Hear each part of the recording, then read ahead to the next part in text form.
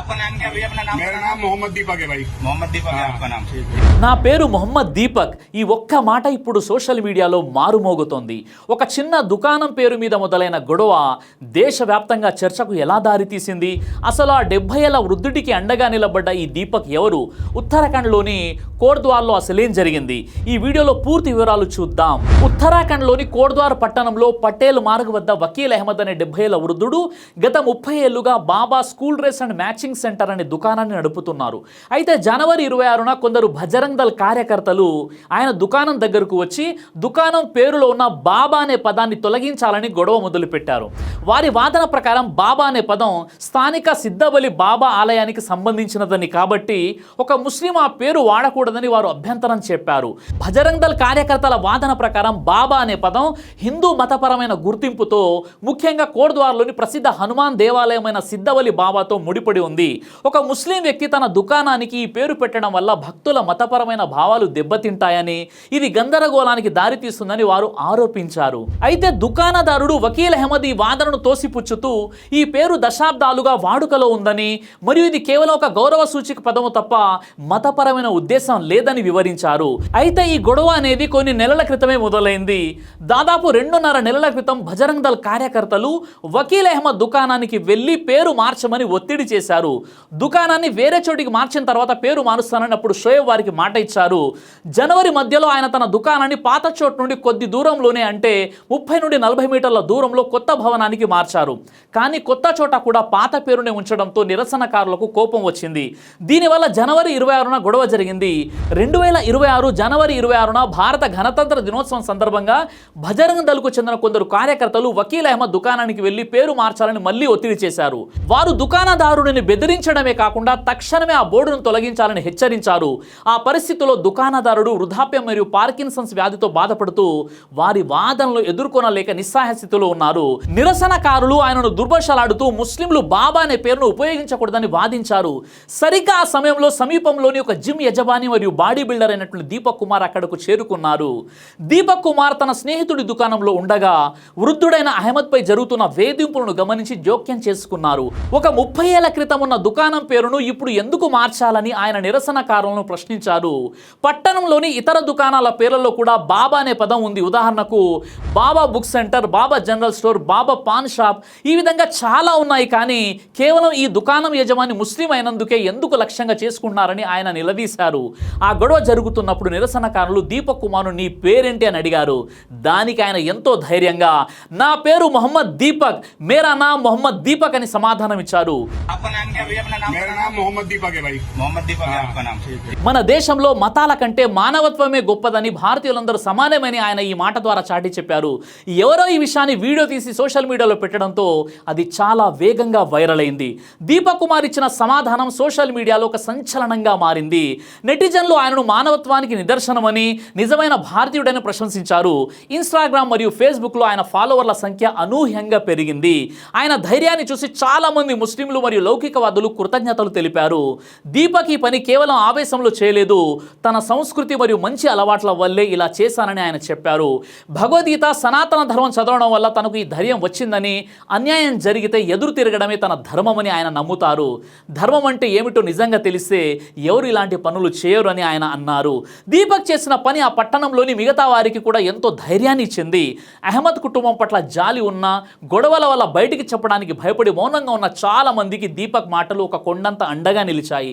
గొడవ చేసిన వారు అప్పట్లో అక్కడి నుంచి వెళ్ళిపోయినా ఈ విషయాన్ని ఇంకా పెద్దది చేయాలని నిర్ణయించుకున్నారు. ఆ వీడియో వైరల్ కావడంతో కొందరు దీపక్ కుమార్ను విమర్శించడం మొదలుపెట్టారు. దీపక్ మతపరమైన భావాలను దెబ్బతీశారని, ఆయన ఒక ద్రోహి అని కొందరు హిందూ సంస్థల మద్దతుదారులు తిట్టారు. దీనికి సమాధానంగా దీపక్ మరో వీడియో విడుదల చేశారు. నేను హిందువునో, ముస్లింలో, సిక్కునో లేక క్రైస్తవుడినో కాదు, మొదట నేను ఒక మనిషిని అని ఆయన చెప్పారు. చనిపోయిన తర్వాత దేవుడికి మన మానవత్వం గురించి సమాధానం చెప్పాలి తప్ప ఏ మతం గురించి కాదని ఆయన స్పష్టం చేశారు. జనవరి 26 తర్వాత కోట్ద్వార్ ప్రశాంతంగా ఉందని అనుకున్న జనవరి 31న మళ్ళీ గొడవలు ఎక్కువయ్యాయి. అయితే డెహ్రాడూన్, రిషికేశ్, హరిద్వార్ వంటి బయటి ప్రాంతాల నుండి సుమారు 150 మంది కార్యకర్తలు అక్కడికి వచ్చారు. స్థానికులు కాకుండా బయటి ఊళ్ళ నుండి వచ్చిన వ్యక్తుల వల్లే గొడవలు పెరిగాయని దీపక్ కుమార్ చెప్పారు. నిరసనకారులు దీపక్ కుమార్ నిర్వహిస్తున్నటువంటి హల్క్ జిమ్ మరియు ఆయన ఇంటి ముందు ధర్నా నిర్వహించారు. వారు దీపక్ కుమార్ను బయటకు రావాలని సవాలు చేస్తూ ఆయన కుటుంబంపై అసభ్యకరమైన వ్యాఖ్యలు వ్యాఖ్యలు చేశారని ఆరోపణలు వచ్చాయి. ఈ విధంగా మతపరమైన నినాదాలు చేస్తూ ఆ పట్టణంలో మత సామరస్యాన్ని దెబ్బతీశారని నివేదికలు చెప్తున్నాయి. ఈ సందర్భంగా నిరసనకారులు జాతీయ రహదారి NH-534ను సుమారు గంట సేపు దిగ్బంధించారు. దీనివల్ల ట్రాఫిక్ తీవ్ర అంతరాయం కలిగింది. అంబులెన్స్కు మరియు అత్యవసర సేవలు కూడా నిలిచిపోయాయి. దీనివల్ల ప్రయాణికులు తీవ్ర ఇబ్బందులు పడ్డారు. నిరసనకారులు పోలీసు బారిగేట్లను తోసివేస్తూ దుకాణం వైపు వెళ్లడానికి ప్రయత్నించారు. పరిస్థితిని అదుపు చేయడానికి పోలీసులు భారీగా మోహరించారు మరియు PAC బలగాలను కూడా రప్పించారు. పోలీసులు పరిస్థితిని శాంతింపజేయడానికి దీపక్ కుమార్ను పోలీస్ స్టేషన్కు తరలించి రాత్రి వరకు అక్కడే ఉంచారు. అలాగే ఆయన పెట్టిన కొన్ని సోషల్ మీడియా పోస్టులు వివాదాస్పదంగా ఉన్నాయని భావించి వాటిని తొలగింపజేశారు. కోట్ద్వార్ పోలీసులు ఈ సంఘటనకు సంబంధించినటువంటి 3 FIRలు నమోదు చేశారు. చట్టం తన పని తాను చేసుకుపోతుందని, ఎవరిని వదిలిపెట్టబోమని పోలీసులు చెప్పారు. మొదటి కేసును దుకాణదారుడు వకీల్ అహ్మద్ ఇచ్చిన ఫిర్యాదు మేరకు గౌరవ్ కశ్యప్, శక్తి సింగ్ మరియు ఇతరులపై 115, 333, 351 సెక్షన్ల కింద కేసు నమోదు చేశారు. ఇక రెండో కేసును పోలీసులే స్వయంగా సుమోటోగా తీసుకుని 30 నుండి 40 మంది నిరసనకారులపై 121, 126, 191, 196 సెక్షన్ల కింద కేసు నమోదు చేశారు. ఇక మూడో కేసును కమల్ ప్రసాద్ ఇచ్చిన ఫిర్యాదు మేరకు దీపక్ కుమార్, విజయ్ రావత్లపై 115, 351, 352, 191 సెక్షన్ల కింద కేసు నమోదు చేశారు. ఈ విషయం జాతీయ స్థాయికి చేరడంతో కాంగ్రెస్ నాయకుడు Rahul Gandhi social media X వేదికగా దీపక్ కుమార్ను ప్రశంసించారు. ఆయన దీపక్ కుమార్ను భారతదేశ వీరుడు, ఇండియాస్ హీరోస్ మరియు సింహం వంటి పోరాట యోధుడు, లయన్ హార్టెడ్ వారియర్ అని కొనియాడారు. దేశపూరిత వాతావరణంలో దీపక్ ఒక షాప్ ఆఫ్ లవ్ వంటి వాడని, రాజ్యాంగ విలువలను కాపాడడంలో ఆయన ధైర్యాన్ని చాటారని రాహుల్ అన్నారు. అలాగే జార్ఖండ్ రాష్ట్ర ఆరోగ్య శాఖ మంత్రి డాక్టర్ ఇర్ఫాన్ అన్సారీ దీపక్ కుమార్ చూపిన మానవత్వానికి మరియు ధైర్యానికి అభినందనగా 2 లక్షల రూపాయల నగదు బహుమతులు ప్రకటించారు. ఈ మొత్తాన్ని ఆయన తన 4 నెలల జీతం నుండి ఇస్తున్నట్లు తెలిపారు. దీపక్ కుమార్ భారతదేశం యొక్క అసలైన ఐక్యతను చాటారని, అందుకే ఆయనను గౌరవిస్తున్నట్లు మంత్రి పేర్కొన్నారు. మరోవైపు ఎంపీ అసదుద్దీన్ ఓవైసీ మరియు ఇతర లౌకికవాద నాయకులు కూడా దీపక్ కుమార్ చర్యను ప్రశంసించారు. అయితే స్థానిక బీజేపీ మద్దతుదారులు మరియు ఇతర హిందూ సంఘాలు దీపక్ కుమార్ను విమర్శించాయి. ఆయన ఒక ఫ్రాడ్ అని మరియు కేవలం ప్రచారం కోసం ఇలాంటి పనులు చేస్తున్నారని కొందరు ఆరోపించారు.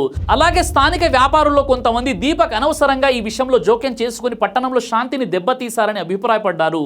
ఈ గొడవ పెరగడానికి, అలాగే ఇది అందరికీ తెలియడానికి సోషల్ మీడియా ఒక ముఖ్యమైన కారణం. దీపక్ కుమార్ చేసిన వీడియో ఇంటర్నెట్లో బాగా వైరల్ అవ్వడం వల్ల ఆయనకు దేశ నలుమూల నుండి మద్దతు లభించింది. దీనివల్ల పోలీసులు మరియు అధికారులు ఈ సమస్యను త్వరగా పరిష్కరించాలని ఒత్తిడికి గురయ్యారు. కానీ ఇదే సోషల్ మీడియాను నిరసనకారులు కూడా ఉపయోగించుకున్నారు. వాట్సాప్ వంటి గ్రూపుల్లో దీపక్ కుమార్కు బుద్ధి చెప్పాలి, లెసన్ అనేటటువంటి సందేశాలు పంపడం ద్వారా జనవరి 31న అందరినీ ఒక్కచోట చేర్చారు. ఆ సందేశాల వల్ల బయటి పట్టణాల నుండి కూడా జనం వచ్చి ఆ రోజు పెద్ద గొడవ సృష్టించారు. అయితే ప్రస్తుతం కోట్ద్వార్లో పరిస్థితి శాంతించింది. పోలీసుల సమక్షంలో జరిగిన చర్చల తర్వాత దుకాణం పేరు మార్చాల్సిన అవసరం లేదని అందరూ అంగీకరించారు. నిరసనకారులు కూడా తమ ఆందోళనను విరమించుకున్నారు. దీని నుండి మనం నేర్చుకోవాల్సినటువంటి 3 ముఖ్యమైనటువంటి విషయాలు ఉన్నాయి. ఒకటి, ఒకరి ధైర్యం. అన్యాయం జరిగినప్పుడు భయపడకుండా దీపక్ కుమార్ లాగా నిలబడితే మార్పు అనేది ఖచ్చితంగా వస్తుందని ఇక్కడ నిరూపణ అయిపోయింది. ఇక రెండవది, పోలీసుల పాత్ర. గొడవలు జరిగినప్పుడు పోలీసులు ఎవరికి కొమ్ము కాయకుండా నిష్పక్షపాతంగా ఉంటేనే శాంతి సాధ్యమవుతుంది. ఇక్కడ అదే జరిగింది. ఇక 3, ఐక్యతే బలం. ఊరి జనం, వ్యాపారులు అందరూ కలిసి ఉంటే బయటి వ్యక్తులు వచ్చి గొడవలు సృష్టించడం సాధ్యం కాదు. అయితే కోట్ద్వార్లోని బాబా దుకాణం వివాదం కేవలం ఒక పేరు చుట్టూ తిరిగిన గొడవ మాత్రం కాదు. అది భారతీయ రాజ్యాంగ విలువలపై జరుగుతున్న దాడికి ప్రతిఘటన. దీపక్ కుమార్ అనే ఒక సామాన్య హిందూ యువకుడు ముస్లిం వృద్ధుడికి అండగా నిలబడి తన పేరును మొహమ్మద్ దీపక్గా చెప్పుకోవడం ద్వారా మతాల మధ్య ఉన్న అడ్డుగోడలను కూల్చివేశారు. అయితే ప్రభుత్వం మరియు చట్ట అమలు సంస్థలు ఇలాంటి సంఘటనలు పునరావృతం కాకుండా చూడాల్సిన అవసరం ఎంతైనా ఉంది. మత సామరస్యాన్ని కాపాడడం అనేది కేవలం పోలీసుల బాధ్యత మాత్రమే కాదు, ప్రతి భారత పౌరుడి బాధ్యత అని కోట్ద్వార్ సంఘటన నిరూపించింది. భవిష్యత్తులో ఇలాంటి వివాదాలను చర్చల ద్వారా మరియు పరస్పర గౌరవం ద్వారా చర్చించుకుంటే సమాజం బాగుంటుంది. ఈ పూర్తి వ్యవహారంలో చట్టపరమైన విచారణ నిష్పక్షపాతంగా జరగాలని, ఇలాంటి సంఘటనలు భవిష్యత్తులో ఐక్యతకు పునాది అవుతాయని ఆశిద్దాం.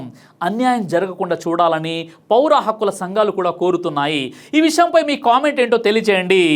కలిసి ఉంటే కలదు సుఖం, విడిపోతే ఓడిపోతారు. ఐక్యమత్యమే మహాబలం. జై హింద్. దైవ ప్రవక్త ముహమ్మద్ సల్లల్లాహు అలైహి వసల్లం వారు తెలియజేశారు, కడుపుకు సంబంధించినటువంటి అన్ని రకాల వ్యాధులకు అద్భుతమైనటువంటి ఔషధం తల్బీనా. ఇది దైవ ప్రవక్త వారి సున్నత్, మంచి ఆహారం, ఇమ్యూనిటీ బూస్టర్, ఇందులో షిఫా ఉంది. ఇది మంచి ఔషధంగా కూడా పనిచేస్తుంది. కాబట్టి పిల్లలు అయినా పెద్దలు అయినా ఎవరైనా దీనిని ఉపయోగించవచ్చు. అలాగే ఖురాన్లో దైవం తెలియజేశాడు, తేనెలో మీకు స్వస్థత ఉంది అని. కాబట్టి స్వచ్ఛమైనటువంటి ఫారెస్ట్ హనీ కోసం మీరు సంప్రదించండి. అలాగే పురుషుల కోసం ప్రత్యేకంగా తయారు చేయబడినటువంటి షాహీ హల్వా, ఇది లైంగిక సమస్యలను దూరం చేసి శృంగార సామర్థ్యాన్ని పెంచుతుంది. మీ దాంపత్య జీవితంలో మంచి అనుభూతినిస్తుంది. ఇందులో ఎలాంటి సైడ్ ఎఫెక్ట్స్ లేవు. ఇది కంప్లీట్గా హెర్బల్ ప్రొడక్ట్స్తో తయారు చేయబడినటువంటిది. కాబట్టి స్క్రీన్పై కనిపిస్తున్నటువంటి ఈ నెంబర్స్కి కాల్ చేసి మీరు ఇప్పుడే ఈ ప్రొడక్ట్స్ని ఆర్డర్ చేసుకోవచ్చు. కొరియర్ ఫెసిలిటీ కూడా ఉంది. ఆలస్యం ఎందుకు, వెంటనే ఆర్డర్ చేయండి.